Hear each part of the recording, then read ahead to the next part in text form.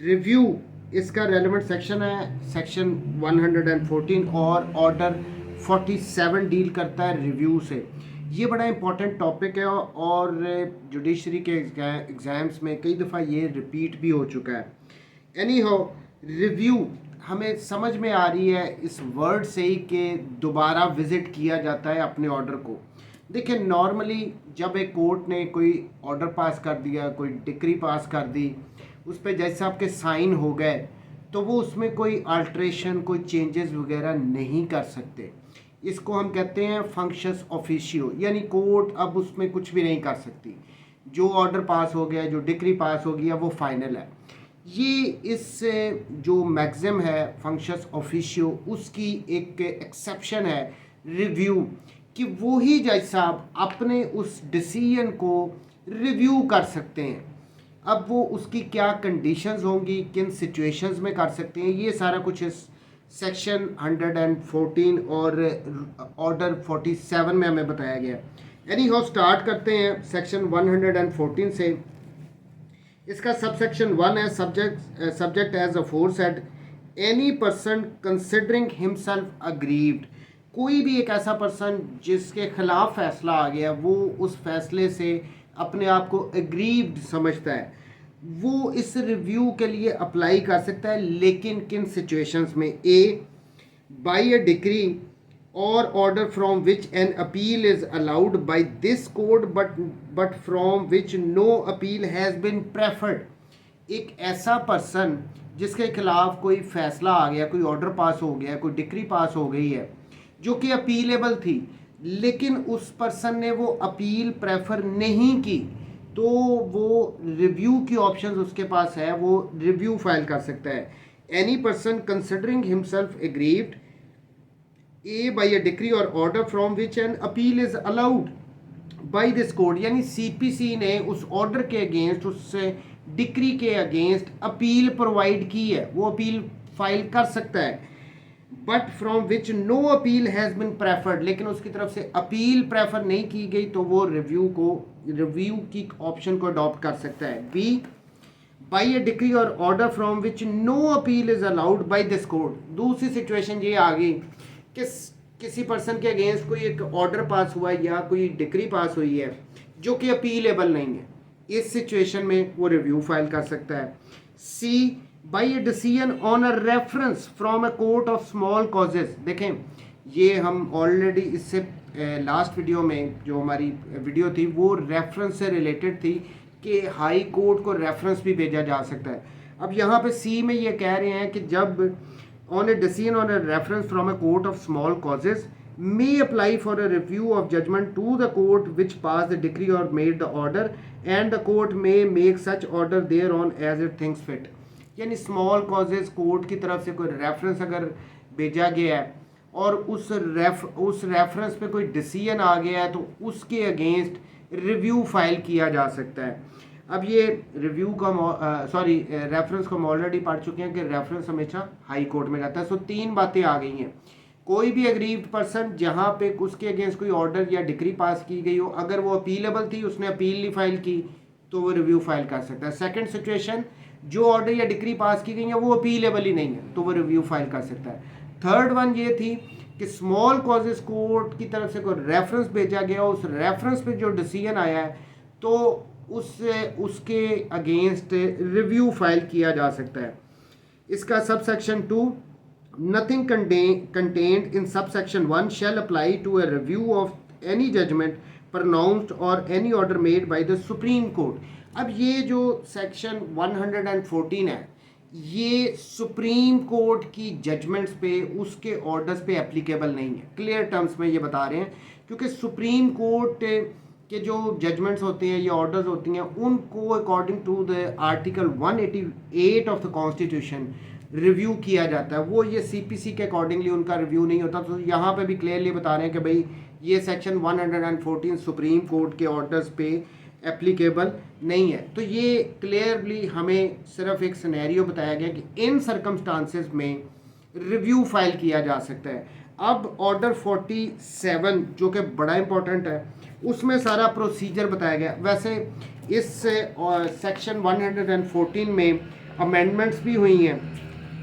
अब इसमें बलूचिस्तान, इस्लामाबाद, उनकी अपनी अमेंडमेंट है, पंजाब की अमेंडमेंट हुई है। मैं सिर्फ पंजाब की अमेंडमेंट को तेज़ी से पढ़ देता हूँ। इन सेक्शन 114 फॉर सब section 1 the following shall be substituted. अब ये सेक्शन 114 का जो हमने सब सेक्शन 1 पढ़ा था, जिसमें 3 सिचुएशंस बताई थी, उसको यहाँ पे सब्सटीट्यूट कर दिया गया पंजाब की हद तक।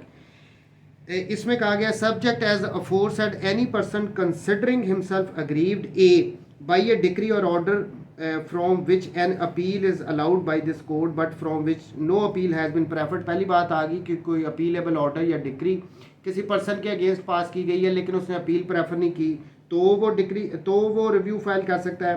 बी बाई ए डिक्री और order from which no appeal is allowed by this code. Secondly कि अगर वो ऑर्डर या डिक्री जो पास किए गए वो नॉन अपीलेबल थे तो इस सिचुएशन में रिव्यू फाइल किया जा सकता है। May apply for a review of the judgment to the court which passed the decree और made the order and the court may make such order thereon as it thinks fit. ये clear terms में यहाँ पे 2 situations Punjab में उन्होंने बता दी हैं कि भाई अपीलेबल था, अपील नहीं की गई तो रिव्यू कर सकते हो, या फिर अपीलेबल ही नहीं था वो ऑर्डर या डिक्री तो उसके अगेंस्ट आप रिव्यू फाइल कर सकते हो। अब यहाँ पे रिव्यू से रिलेटेड देखें, जो अपील होती है वो हमेशा जो अपर फॉरम होता है वहाँ पे हम फाइल करते हैं। Appeal as a matter of right भी फाइल की जाती है। सेकेंडली जो रिव्यू है इसके लिए हमें ज़हन में ये रखना है कि रिव्यू हमेशा उसी कोर्ट में फाइल किया जाता है जिसकी तरफ से वो डिक्री या ऑर्डर पास किया गया हो। ये अपर फॉरम पे नहीं हम जाते रिव्यू के लिए। लेकिन जो रिवीजन है जो हम इससे अगली वीडियो में करेंगे वो भी हमेशा नेक्स्ट जो अपर फॉरम होता है वहाँ पे फाइल किया जाता है। सिर्फ रिव्यू उसी कोर्ट में फाइल करना है जिसने वो ऑर्डर या डिक्री पास की है। ये KPK की भी इसमें अमेंडमेंट है। बहरहाल पंजाब की हद तक मैंने बता दिया, आप अपने इलाके की हद तक जो भी अमेंडमेंट है उसको देख लीजिएगा। रिव्यू उसी कोर्ट में फाइल करना है जिसने वो ऑर्डर या डिक्री पास किया। अब आते हैं ऑर्डर 47 की तरफ। Rule 1 application for review of judgment any person considering himself aggrieved. अब इसमें वही 3 बातें आ गई हैं। बाई ए ऑर्डर और decree which from which an appeal is allowed but from which no appeal has been preferred. B by a decree or order from which no appeal is allowed, or by a decision on a reference from a court of small causes. ये तीनों situations वही जो हमने section 114 में clause 1 सब section 1 में पढ़ी थी वो सारी की सारी एज इट आ गई कि यहाँ पे इन सिचुएशन में रिव्यू फाइल किया जा सकता है। एंड इसमें आगे कंटिन्यू कर रहे हैं। And who from discovery of new and important matter और evidence which after the exercise of due diligence was not within his knowledge or could not be produced by him at the time when the decree was passed or order made। अब ये आगे further चीज़ों को लेके जा रहे हैं।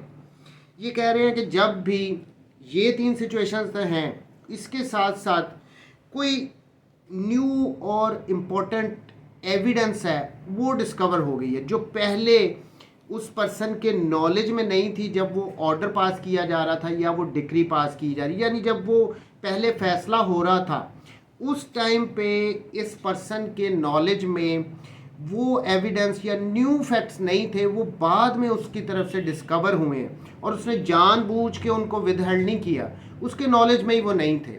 अगर वो ये प्रूव कर देता है तो रिव्यू फाइल किया जा सकता है। और on account of some mistake, कोई मिस्टेक हो उस फैसले में और error apparent on the face of the record, या कोई एरर हो जो कि on the face of the record यानी सामने नज़र आ रहा है, कोई नाम की गलती हो गई है, कोई अर्थमेटिकल मिस्टेक हो गई है, 5000 लिखना था वहाँ पे 2000 लिख दिया गया है या 50000 लिख दिया गया है, यानी इस किस्म की एरर्स हों, मिस्टेक्स हों जो कि एपरेंट हों, इन सिचुएशंस में रिव्यू फाइल किया जा सकता है। और for any other sufficient reason, तीसरी बात वो कह रहे हैं इसके अलावा भी कोई और अगर सफिशेंट रीज़न है उसकी बेस पे रिव्यू फाइल किया जा सकता है। 3 सिचुएशंस वो पहले थी उनमें फर्दर ये आगे लेके जा रहे हैं बात को कि न्यू फैक्ट्स हों, न्यू एविडेंस डिस्कवर होगी जो पहले अवेलेबल नहीं थी, जो नॉलेज में नहीं थी, और इस बात को प्रूव करना पड़ेगा। देखिए ये जो रिव्यू है इसका स्कोप बहुत ही लिमिटेड होता है, ऐसे नहीं, ये अपील की तरह नहीं होता। अपील एक सूट की कंटिन्यूशन है, वो वहीं से मामला आगे चल रहा है, उसमें सारी एविडेंस को दोबारा देखा जाता है। यहाँ पे ये रिव्यू में कह रहे हैं कि ऐसे नहीं होगा कि जज साहब ने एक फ़ैसला दे दिया, उस पर साइन वगैरह हो गए हैं, वो फंक्शंस ऑफिशियो हो गए हैं उनकी तरफ से, अब आप अपील में जाओ, लेकिन आप रिव्यू फाइल करना चाह रहे हो तो उसमें वो जज साहब पहले वाले मामलात को दोबारा खोल के फ़ैसले को नहीं चेंज कर सकते। हाँ, वो कह रहे हैं कि अगर कुछ ऐसी एविडेंस थी जो पहले अवेलेबल नहीं थी, जो अब उसके नॉलेज में आ गई है, पहली बात।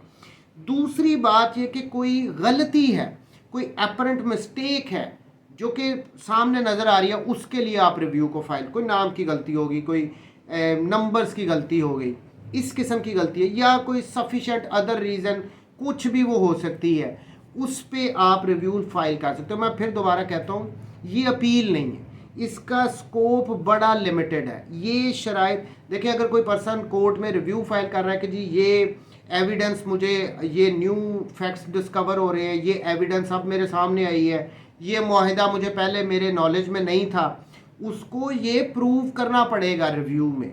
ऐसे नहीं हो सकता कि उसने कहा और कोर्ट ने मान लिया। इस तरह तो हर कोई हर फैसले के अगेंस्ट रिव्यू फाइल करना शुरू कर देगा कि जी ये मेरे नॉलेज में पहले नहीं था, ये एविडेंस पहले अवेलेबल नहीं थी। ऐसे नहीं हो सकता, उसको ये प्रूव करना पड़ेगा कि उसने अपनी ड्यू डिलिजेंस को भी इस्तेमाल किया, लेकिन ये वो इनोसेंट है, ये उसके नॉलेज में नहीं था। ये प्रूव करेगा तो फिर वो बात आगे उसकी रिव्यू में जाएगी। एनी हाउ, अब ये कह रहे हैं दोबारा 3 सिचुएशन आ गई, अपीलेबल था, अपील नहीं की, रिव्यू अपीलेबल नहीं था, और तीसरा था स्मॉल कॉजेज कोर्ट का डिसीजन कोई रेफरेंस पे आया उसके अगेंस्ट, और कोई न्यू फैक्ट्स डिस्कवर हुए हैं जो पहले उसके नॉलेज में नहीं थे, या कोई error mistake apparent on the face of it वो है, या फिर कोई और भी दूसरी रीज़न है। May apply desires to obtain review of the decree passed or order made against him may apply for a review of judgment to the court which passed the decree or made the order। Clearly कह रहे हैं, ठीक है आप review file कर सकते हो, लेकिन आप उसी कोर्ट में फाइल करोगे जिसने वो जजमेंट पास की है, जिसने वो ऑर्डर दिया है। ऐसे नहीं हो सकता कि आप उससे ऊपर वाली कोर्ट में, नहीं, रिव्यू हमेशा उसी जज के सामने फाइल करते हैं, जिसने उसी कोर्ट में फाइल करते हैं जिसने वो ऑर्डर वगैरह पास किया हो। Sub rule 2, a party who is not appealing from a decree और order may apply for a review of judgment notwithstanding the pendency of an appeal by some other party. अब ये बड़ी important बात है, इसमें ये कह रहे हैं कि अगर एक पार्टी किसी ने जाके अपील फाइल कर दिया तो इसका मतलब ये नहीं है कि जो दूसरी पार्टी कोई थी उसने अपील नहीं फाइल की तो वो रिव्यू भी फाइल नहीं कर सकता। चाहे किसी पार्टी की तरफ से अपील फाइल की गई है और वो पेंडिंग है, तो इसका मतलब ये नहीं है कि दूसरी पार्टी को वो बार कर रहे हैं कि जिसने वो अपील नहीं फाइल की वो रिव्यू नहीं फाइल कर सकता, वो रिव्यू फाइल कर सकता है। देखें बात समझे, किसी एक पार्टी ने अपील फाइल कर दी किसी फैसले के अगेंस्ट, वो पेंडिंग में है, तो इसका मतलब ये नहीं है कि कोई दूसरी पार्टी उसी केस में जिसने अपील फाइल नहीं की वो रिव्यू भी फाइल नहीं कर सकता, वो कर सकते हैं। यही वो कह रहे हैं, अ party who is not appealing from a decree और ऑर्डर, जो एक ऐसी पार्टी जो कि डिक्री या ऑर्डर के अगेंस्ट अपील फाइल नहीं कर रही, B apply for a review, वो रिव्यू के लिए अप्लाई कर सकती है। नॉट विद स्टैंडिंग, इससे कोई फ़र्क नहीं पड़ता dependency of an appeal by some other party, चाहे किसी दूसरी पार्टी ने अपील फाइल की हो, उसी केस में किसी दूसरी पार्टी ने अगर अपील फाइल की है वो पेंडिंग है, इससे कोई फ़र्क नहीं पड़ता। जिस पार्टी ने अपील फाइल नहीं की उसके पास स्टिल राइट टू रिव्यू है और वो फाइल कर सकते हैं, एक्सेप्ट, लेकिन यहाँ पे 2 एक्सेप्शंस इन्होंने साथ ही डाल दी कि किन सिचुएशंस में वो रिव्यू नहीं फाइल कर सकेगा। Except where the ground of such appeal is common to the applicant and the appellant, जहाँ पे जो अपील पेंडिंग है उसकी ग्राउंड्स और इस रिव्यू की ग्राउंड्स कॉमन होंगी, वहाँ पे रिव्यू बार रिव्यू नहीं फाइल किया जा सकता। जिस पार्टी ने अपील फाइल कर दी है, जनरल रूल हमें ये था कि अगर एक पार्टी ने अपील फाइल किया इसका मतलब ये नहीं कि दूसरी पार्टी जिसने अपील नहीं फाइल की वो रिव्यू भी नहीं कर सकती। एक्सेप्शन में पहली एक्सेप्शन ये आ गई कि जहाँ पे उस अपील की ग्राउंड्स और उस रिव्यू की ग्राउंड्स कॉमन है तो वो रिव्यू को बार कर रहा है, फिर रिव्यू नहीं हो सकता। सेकेंडली, और when being respondent he can present to the appellate court the case on which he applies for the review. या दूसरी सिचुएशन वो ये बता रहे हैं जहाँ पे उस अपील में कोई पार्टी रिस्पोंडेंट है और वो एपेलेट कोर्ट को अपना केस प्रेजेंट कर सकती है, वही वाला जो उसने रिव्यू फाइल करके करना है, तो इस सिचुएशन में भी रिव्यू बार हो जाएगा।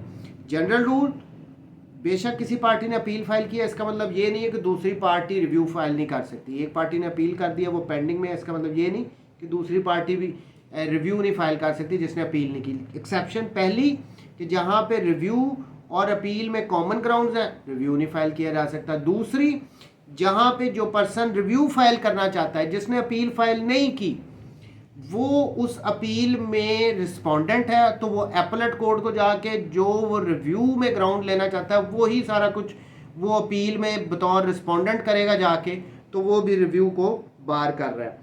अच्छा, अब यहाँ पे लाहौर हाई कोर्ट में ने इसमें एक सब रूल 3 भी ऐड किया हुआ है। सो ये सब रूल 3 सिर्फ लाहौर यानी पंजाब वालों के लिए एप्लीकेबल है। No application for review shall be entertained unless the person seeking review furnishes cash security of rupees 5000. The security shall stand forfeited if the review petition is dismissed at the initial stage without notice to the opposite party. Punjab वालों के लिए कह रहे हैं कि अगर किसी party ने रिव्यू फाइल करना है तो वो कैश की सूरत में 5000 रुपये सिक्योरिटी जमा करवाएगा, और अगर उसकी ये review petition initially without issuing the notice to the opposite party, दूसरी पार्टी को बुलाए बगैर ही इन लिमनी शुरू में ही फारिग हो गया, तो ये 5000 की जो सिक्योरिटी है वो फोरफीट हो जाएगी, वो जब्त हो जाएगी। The amount deposited as security shall be paid to the opposite party if the review petition is dismissed after contested the provisions of। अब ये दूसरी बात इसमें ये कह रहे हैं कि अगर तो नोटिस इशू हुए थे इस रिव्यू पिटिशन में, दूसरी पार्टी आई उसने कंटेस्ट किया, उसके बाद अगर रिव्यू डिसमिस हो रहा है तो ये कैश डिपॉजिट जो 5000 का था ये उस ऑपोजिट पार्टी को दे दिया जाएगा। अगर इन लिमन ही उड़ गया तो फिर तो वैसे ही जब्त, लेकिन अगर कंटेस्ट करने के बाद रिव्यू पिटिशन डिसमिस हुई तो ऑपोजिट पार्टी को ये कैश डिपॉजिट दे दिया जाएगा सिक्योरिटी के तौर पे जो 5000 रुपया लिया था। The provisions of this rule shall not apply where the applicant seeking a review is a person who has been declared by a competent court। अब ये यहाँ पे एक्सेप्शन ये दे रहे हैं कि जो अगर किसी कॉम्पिटेंट कोर्ट ने उस पर्सन को अगर तो इंसॉल्वेंट या पॉपर डिक्लेयर किया है तो फिर ये 5000 सिक्योरिटी वाला उस पर अप्लाई नहीं होगा, बाकियों पे ये होगा। Rule 2, to whom application for review may be made. An application for review of a decree or order of a court not being high court। देखिए यहाँ पे क्लियरली बता रहे हैं इस रूल 2 में कि हाई कोर्ट के अलावा हाई कोर्ट को कंसिडर नहीं कर रहे। यहाँ पे इस रूल में ये बताया गया कि किन जजेस ने इस रिव्यू की पिटिशंस को सुनना है, उनके पास ये रिव्यू की पिटिशन फाइल की जाएंगी। ये रूल 2 थोड़ा सा टेक्निकल है। पहली बात तो हाई कोर्ट को निकाल दें, हाई कोर्ट पे ये रूल 2 एप्लीकेबल नहीं है। हाई कोर्ट में कोई भी जज के रिव्यू पिटिशन को सुन सकता है, हाई कोर्ट के रिलेटेड कोई हार्ड एंड फास्ट रूल नहीं है, वहाँ पे कोई भी जज रिव्यू की पिटिशन को सुन सकता है, तो हाई कोर्ट तो बिल्कुल ही साइड पे हो गई। An application for review of a decree और order of a court not being a high court, so high court side पे अपॉन सम ग्राउंड, ये किसी भी ग्राउंड पे अदर देन, लेकिन ये ग्राउंड कौन से होने चाहिए, other than the discovery of such new and important matter or evidence as is referred to in rule 1 or the existence of a clerical or arithmetical mistake or error apparent on the face of the decree। देखें, हम rule 1 में 3 major grounds पढ़ के आ रहे थे review की। पहली ये थी कि कोई डिस्कवर हो जाए, न्यू फैक्ट न्यू एविडेंस सामने आ जाए जो पहले अवेलेबल नहीं थी या नॉलेज में नहीं थी उस पर्सन के। पहला ये था। दूसरा ये था कि कोई अपरेंट मिस्टेक हो, कोई एरर हो ऑन द फेस, कोई अरिथमेटिकल मिस्टेक हो, दूसरा ये था। और थर्ड वन ये था कि कोई अदर सफिशेंट ग्राउंड हो जो जिसमें ये आ जाता है, एग्जांपल ले लेते हैं, कोई इरेगुलरिटी है, कोई इलीगैलिटी कमिट की गई है, कोई लॉ को गलत तरीके से इंटरप्रेट कर दिया गया। अब यहाँ पे ये इस रूल 2 में एक बात कह रहे हैं कि हाई कोर्ट पे तो कोई ये एप्लीकेबल है ही नहीं रूल 2। इसके अलावा जो दूसरी कोर्ट वो वाली अब ग्राउंड ये इन्होंने एक ये एक्सक्लूड कर दी है कि डिस्कवरी और न्यू फैक्ट और अपरेंट मिस्टेक या एरर, इन दोनों के अलावा जो दूसरी किसी ग्राउंड पे रिव्यू फाइल किया है, अदर सफिशिएंट ग्राउंड यानी आ गया, अब उसमें इलीगैलिटी हुई या कोई इरेगुलरिटी हुई या किसी भी किस्म का दूसरा ग्राउंड है, इन दो को छोड़ के वो कौन सा जज सुनेगा? Shall be made only to the जज हु पास द डिक्री और made the order sought to be reviewed. तो ये वही जज के पास फाइल किया जाएगा अदर सफिशिएंट ग्राउंड पे जिसने वो ऑर्डर या डिक्री पास की है। देखिए, अगर तो जो न्यू फैक्ट्स या डिस्कवरी है या फिर एरर अपरेंट है तो उसको तो कोई जज भी सुन सकता है रिव्यू की पिटिशन को क्लियरली। लेकिन जब अदर सफिशिएंट ग्राउंड आएगी, उसमें जो थर्ड वन थी रूल 1 में, तो उसके लिए ज़रूरी है कि वो ही जज के सामने हमने रिव्यू फाइल करना है जिसने उस पे फैसला दिया है या डिक्री पास की है। देखें दोबारा, an application for a review of a decree or order of a court not being a high court upon some ground, किसी भी ग्राउंड पे अदर देन, अब इसमें इंक्लूडेड नहीं है, other than the discovery of such new और important matter और evidence as is referred in rule 1 और the existence of a clerical और अरिथमेटिकल मिस्टेक और एरर अपरेंट, इन दो के अलावा कोई भी दूसरी ग्राउंड पे आप रिव्यू फाइल कर रहे हो, shall be made only to the judge who passed the decree or made the order sought to be reviewed। जिस जज ने वो डिक्री पास किया, जिस जज ने वो ऑर्डर पास किया, उसी के पास हम अप्लाई करेंगे, वो ही उसको सुनेगा।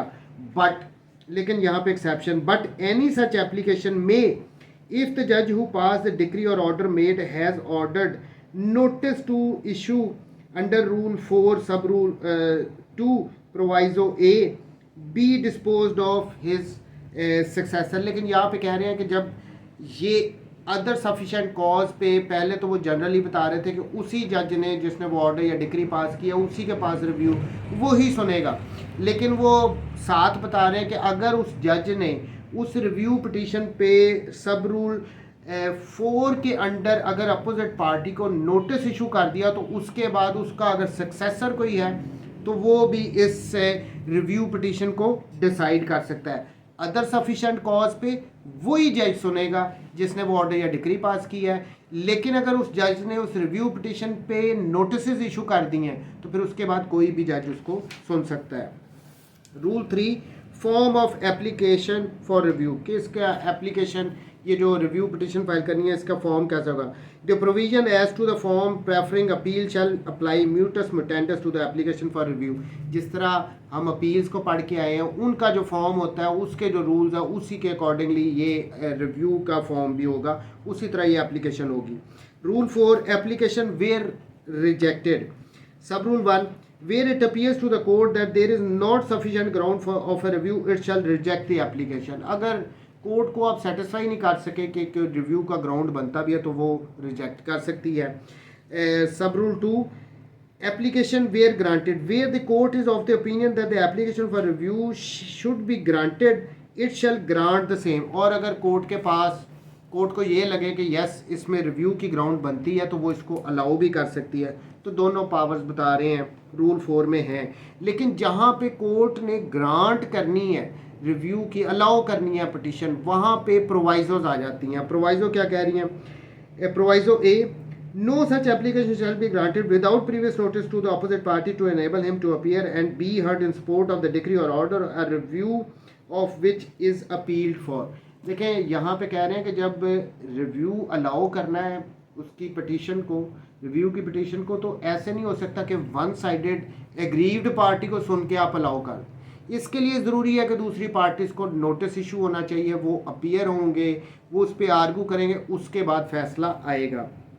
B No such application shall be granted on the ground of discovery of new matter or evidence which the applicant alleges was not within his knowledge or could not be adduced by him when the decree or order was passed or made without strict proof of such allegation. यहाँ पे proviso B बड़ी important है, मैंने I think इस पर पहले भी बात कर दी है कि हमें प्रूव करना, जब कोई पर्सन लेके आ रहा है कोई discovery of new fact, discovery of new evidence वो लेके आ रहा है, जो ये कह रहा है कि वो पहले उसके नॉलेज में नहीं थी, वो अवेलेबल नहीं थी, उसने बड़ी पूरी कोशिश की, तो उसको इसको प्रूव करना पड़ेगा, इस बात को फिर कंसिडर किया जाएगा रिव्यू में उस न्यू फैक्ट को, उस न्यू एविडेंस को। ये स्पेसिफिकली मेंशन कर रहे हैं इस रूल 4 में।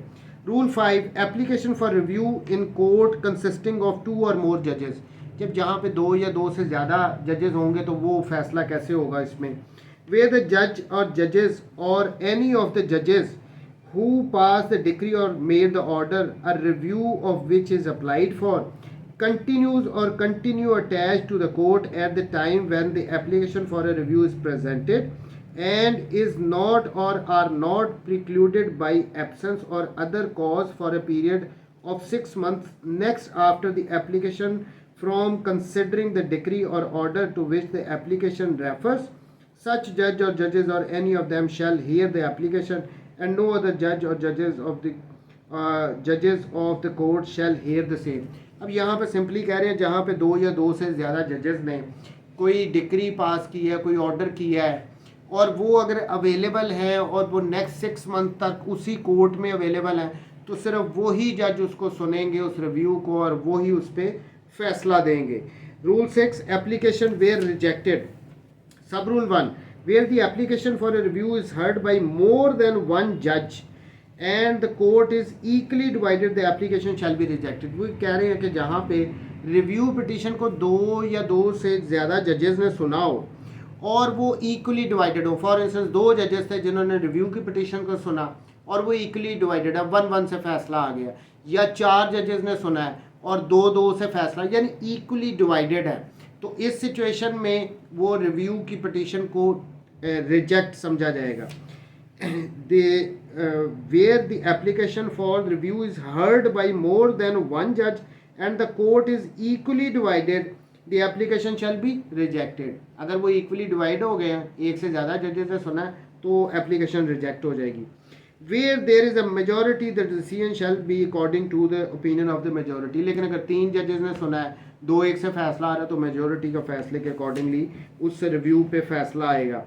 Rule 7, order of rejection not appealable objection. अच्छा, इसका sub rule 1, an order of the court rejecting the application shall not be appealable.